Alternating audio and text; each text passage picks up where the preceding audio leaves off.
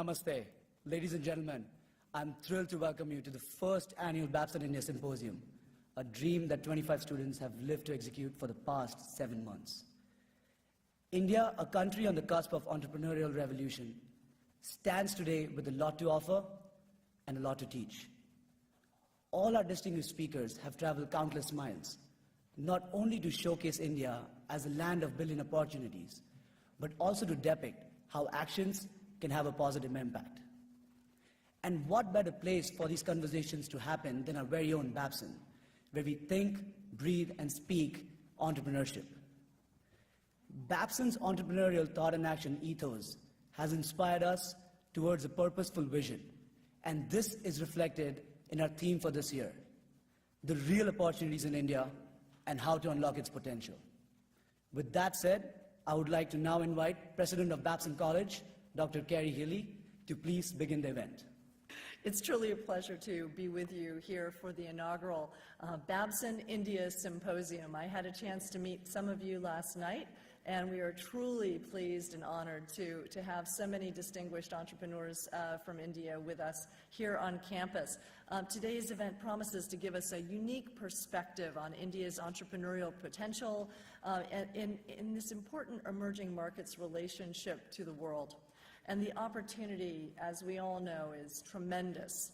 I had the chance last year to visit Mumbai and Delhi through Babson's large network of alumni, students, and parents. It was made clear to me the power of entrepreneurship is embraced throughout India, and we can truly create together some enormous economic and social value there. All of our research that we do here at Babson shows that India has considerable potential to yet develop more entrepreneurially. As you may know, Babson is a founding member of the Global Entrepreneurship Monitor, or GEM, as we call it, which is the largest and most developed research project around entrepreneurship and measuring entrepreneurial activity around the world. And in India, GEM research finds that 1 in every 15 Indian adults is engaged in some kind of entrepreneurial early stage activity. And what is really significant about this is that a high proportion, 79% of those entrepreneurs, are engaged in opportunity-motivated entrepreneurship, not businesses started out of necessity. And in fact, the proportion of opportunity-driven entrepreneurs in India mirrors that of the United States. And more than half of Indian entrepreneurs are introducing innovative products or services in the course of their entrepreneurship. And this is a rate 15% higher than U.S. entrepreneurs and literally double the rate of entrepreneurs in China. So Indian entrepreneurs are among the most innovative in the world. But that said, there's still much work to be done to make sure that entrepreneurial activity in India is more inclusive. Like everywhere else in the world, only a smaller percentage of entrepreneurs are women in India. 1/3 of early stage entrepreneurs in India are women. And there are, of course, cultural constraints like government regulations and policies, and access to entrepreneurial education needs to be expanded. I would say the same thing needs to be expanded here in the U.S. So that's why we're gathering here today. But we wouldn't be here if not for the incredible team of students who've worked so hard over the course of the last 7 months to make this dream a reality.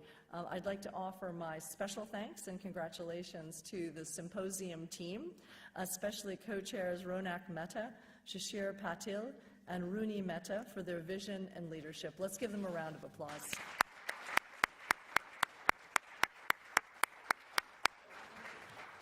Here at Babson, we teach that in order to create great social and economic value, the most important decision you can make is simply to act. Our unique methodology, entrepreneurial thought and action, is all about learning to act and think entrepreneurially to create the future you want. By starting with who you are, what and whom you know, You can work with what you have to pursue your idea. But first you have to stop worrying about what you want to accomplish and simply take action. By taking even a small step forward, you get new information that can be used to guide future actions, and then you'll be able to take the next step, and the next, until you've overcome the obstacles that you saw to build your idea and accomplish your goal. Though it's very likely that that goal will not be the goal that you first started out to accomplish.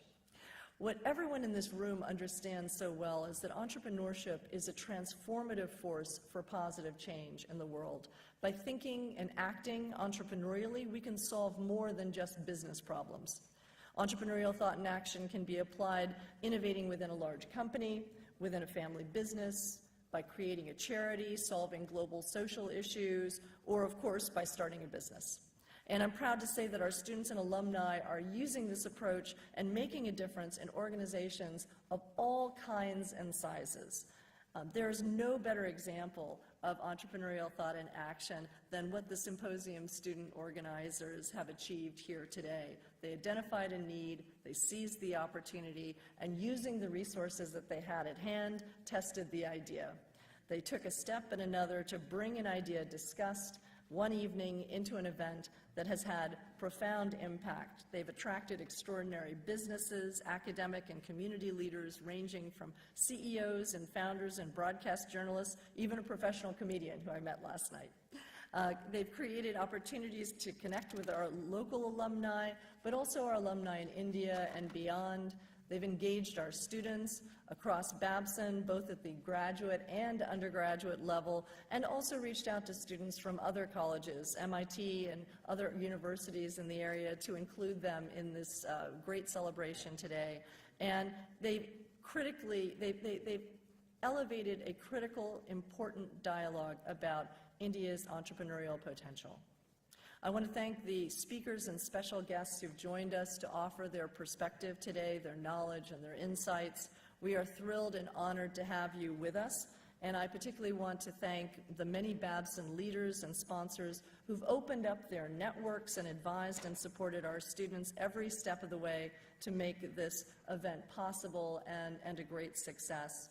First, I would like to thank our chairman of the Babson trustees, Joe Wynn, for his support. And I would also like to ask us all to thank our Babson trustee, Harish Fabiani, Babson Global Advisory Board member, Vivek Jain,